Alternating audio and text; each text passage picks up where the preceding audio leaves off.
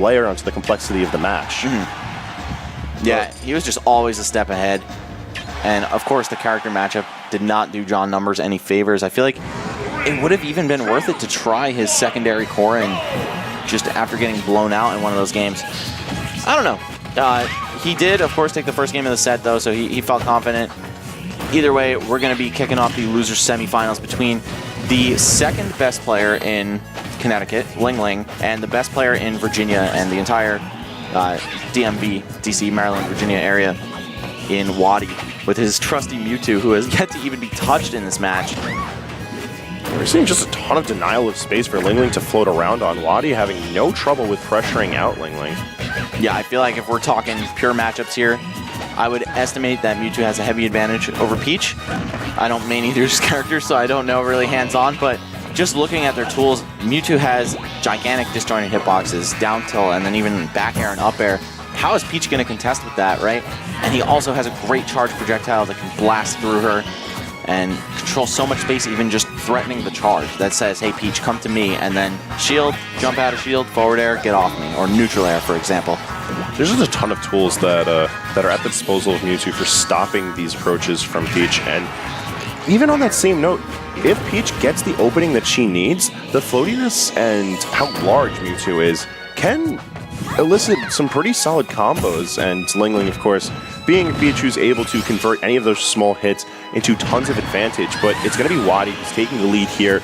And that was a pretty suppressive first stock. WaDi just kept LingLing from maneuvering himself in float, keeping him from even running around, and constantly having an option for whenever LingLing would bother to mix up how he's approaching.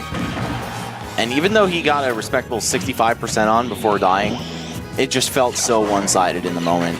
WaDi really having some firm control on this, but Peach very capable of killing at this 89%, especially on a light guy like Mewtwo. Not quite cross stage, but I think WaDi definitely can't be too comfortable. Just gonna retreat to the platform, hang out, charge a Shadow Ball, do some weird Mewtwo movement off the stage. And I feel like it's that interesting movement from Mewtwo that's really helping WaDi stay evasive against LingLing, where Peach is very, I wouldn't say linear, but the style of Peach's movement is much more fixated across a specific path. The way that she float cancels, the way that float is in a straight line, everything is much more by the book.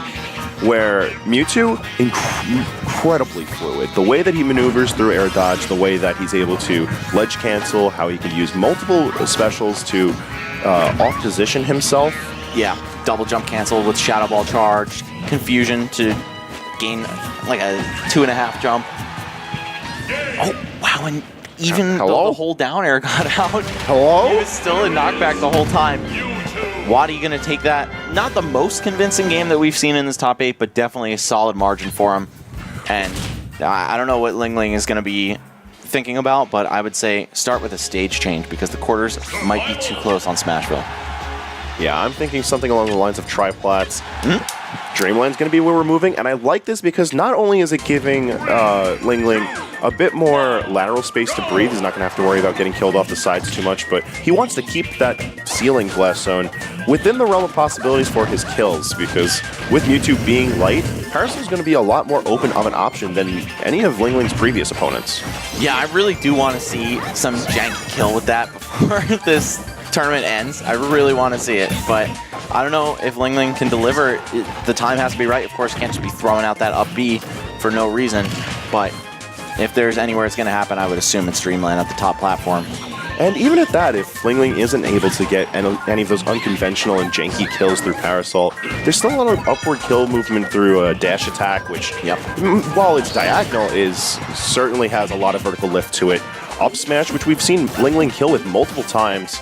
And if anything, it's something to consider with all of the platform movement that this is still a stage that Peach is going to want to move around freely in and still have a lot of options for recovery. So while not everything is based around how well Peach can kill, it's going to be, in general, a lot better for her movement.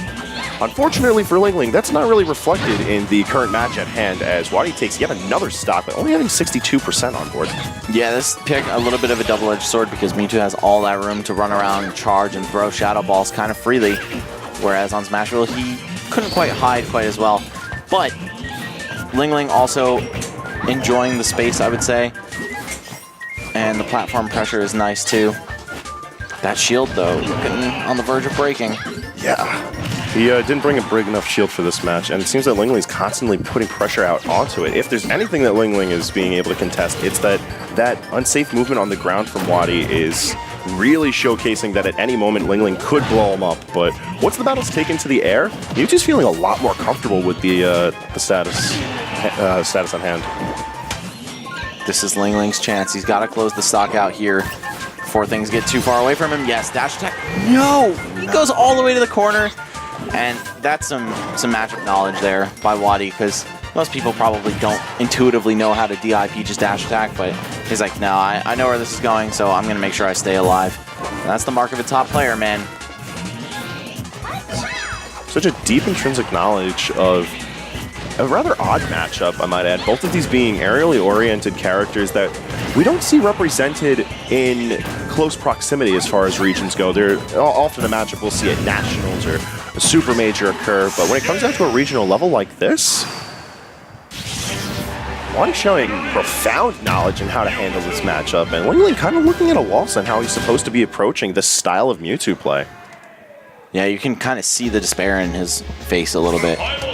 But LingLing, a fighter, man. You saw how he closed that set out against Angel when things were looking kind of grim. Yeah. Granted, it was never 2-0 Angel, but he was definitely down, not out. Let's see if he's going to be able to tell the same story here against WaDi. Going back to Smashville, I mean, maybe he saw the Dreamland worked out even less than the original pick. So I can't really fault him for going back here. Maybe could have tried something else, but not really the end of the world. I feel like this is not the most stage-dependent matchup in the game for sure. And LingLing has shown himself to be capable of winning anywhere under a lot of different circumstances. At any rate, it seems that LingLing's a little bit more confident here in this Game 3. He's one of those players that plays particularly well with his back to the wall, and we're seeing that reflected in the percentage deficit that WaDi is occupied in right now, but also how LingLing at every turn has been able to ghost through WaDi's movements. Up until WaDi started occupying the Smashville platform, LingLing's just been all over him in this game. Yeah, LingLing definitely has a very strong clutch factor. That's one thing I've noticed about him through watching and playing him throughout the years. This guy does not give up. So I want to see if his iron will can pay off in this third game here, possibly take it to a fourth. But WaDi already making quite a comeback here. He took like 80% right off the bat, but he has responded quite well. Turnip in hand. I wonder if that's even really going to be much of a factor for LingLing. But okay, I was going to say, I've never seen that move kill, at least at that percent range, maybe in the high 150s or something, but Mewtwo would be a character I believe could die from it. LingLing just opting to use the maximum distance of float to try and get to a safer distance while approaching WaDi. And one thing I've noticed out of this match in particular is that WaDi's not really doing much to stop these higher floats. He's not really going into the air to contest that space. He's just sort of letting things rock. And it's LingLing who's coming out on top of that. This passive play out of WaDi that wasn't present in games 1 and 2. I think he might need to check this at the door, because LingLing's taking full advantage of the room that he's given to Wiggle.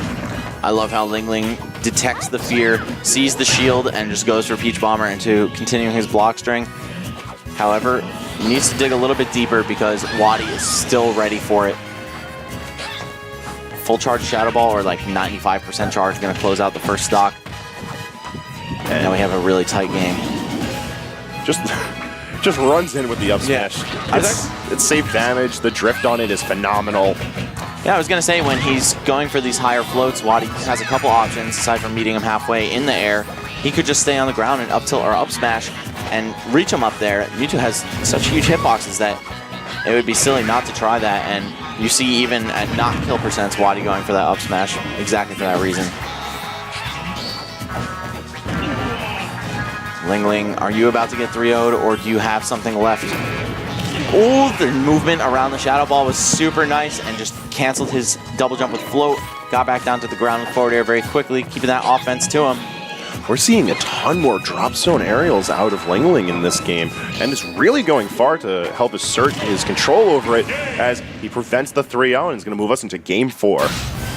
Extra smart stuff. He knew WaDi was going to throw a button out on the way up, and eventually he's going to have to land on that stage, punish with the forward air, and finally some vitals from LingLing popping up.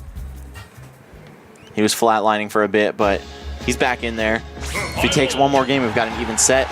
And I think this would be quite the upset if LingLing was able to take him out. I mean, he already pulled out the win on Sage, pulled out the win on Angel, who's been beating him lately. And WaDi is one of the last obstacles in his path to Grand Finals. Of course, not the last, as it's going to be John Numbers taking on the winner of this set. And sitting here in Game 4 for Final Destination, WaDi looking like he's looking better in form from the rest of the set, just staying as active as he needs to be. Though he's keeping things a bit closer to the ledge now. With the FD pick, I would personally agree with this style of play. However, LingLing now having come to life, he's going to have to do a lot more to contest this style of ledge play. Maybe WaDi saying, hey, I just got a little bit complacent because I thought I had this in the bag. Here's the real me.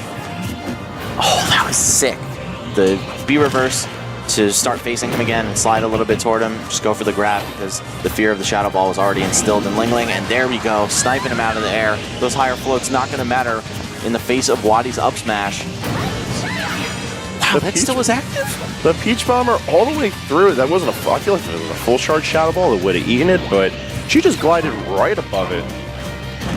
Yeah, of course, the larger size would have knocked her away, but LingLing, he's aware, man. He knows what's going on. Even though he's quite in the deficit now, on the verge of being lapped, actually, I feel like it's still not over for him. Definitely land a kill near this percent, if he's by the edge at least. And WaDi has been cornering himself quite a bit, it seems. Oh, that neutral air pressure, looking kind of cool, but unfortunately nothing too substantive. Though starting to take things back here. He's gotten the percentage up on WaDi considerably. However, he needs to try and maintain the stage control and pressure once WaDi gets into that comfort zone. He needs to take this away from him or else WaDi's going to be taking the set. He air dodged right past the Shadow Ball, got away safely until, of course, WaDi just threw the down tilt saying, I have traps ready for you, man. You're not just going to get past the projectile and be out of the woods. What does he have to close this stock out? Of course, Peach definitely has moves with the necessary knockback to do it, but can he actually land them is the question. Forward air has some lag if you don't particularly space it a certain way, but all right, here we go. LingLing on his last stand here, already with quite a bit of percent on him. It's not going to be any easy road. Yes, but LingLing's been doing very well to avoid any damage. This percentage has not moved for quite a bit. Between aerial evasiveness and shielding, LingLing doing wise to keep himself safe, and he knows that's what he has to do to try and extend this set. But while you're looking to try and clean things up, we see him throwing out plenty of aerials right now. And just look at how much of a problem those disjoints are for Peach. The up tilt, down tilt, up air, all just outranging everything she has. That's not going to kill, but it looked very close. Ooh, I'm actually shocked that WaDi didn't just throw the Shadow Ball and that he wasted that one. Normally he's really on point with it, but also he has such a good retreat game to charge up that I feel like he doesn't even care. He'll just throw him just to get something going. Oh, what? That's it. That's going to be the up throw, and that is in fact the set. WaDi taking that clean 3-1 over LingLing. And we get to see the run back, yes?